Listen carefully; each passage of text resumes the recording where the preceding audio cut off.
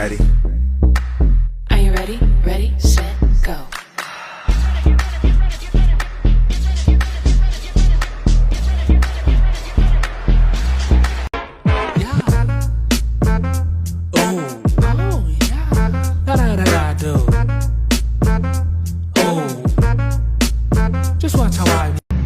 Labdien visiems, mes kaip ir trasai pasiruošę, pasikeitę keletą dalykų, tai perdavimą, biškį amortizatorius pasireguliavę, bandysim šiandien per 2 treniruočių važiavimus suprasti, ar viską gerai pasidarėme prieš kvalifikaciją ir tada lauks 2 važiavimai kvalifikacijos. Ma arvan, et seda rohkem meie võiksime elada ka.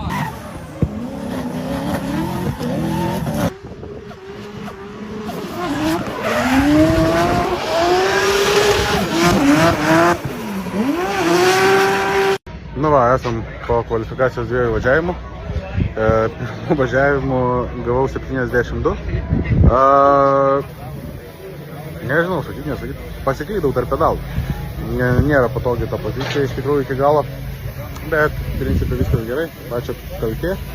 Po antrų važiavimų išmečiau 2 ratus, nors vakar sakė, kaip ir galima, šiandien jau kaip ir nebegalima. Na tai va kažkaip ir už tai parašė nuomonę.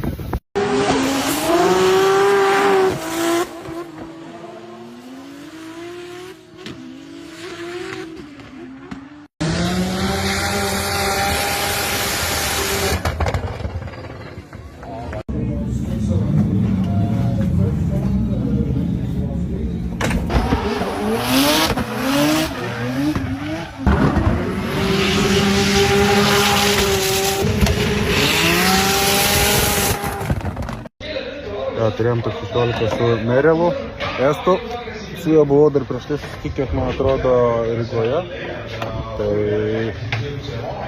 pralošiau, realiai pačią klaidą, bent jau iš salono man atrodo biškį kitaip, noriu pasižiūrėti onboardus, noriu laivą pasižiūrėti, bet iš šono tiesiog nesusitvarkiau Chase'o pozicijai, per daug įlindau ir užsidariau save ir nebeturėjau vietos persimesti.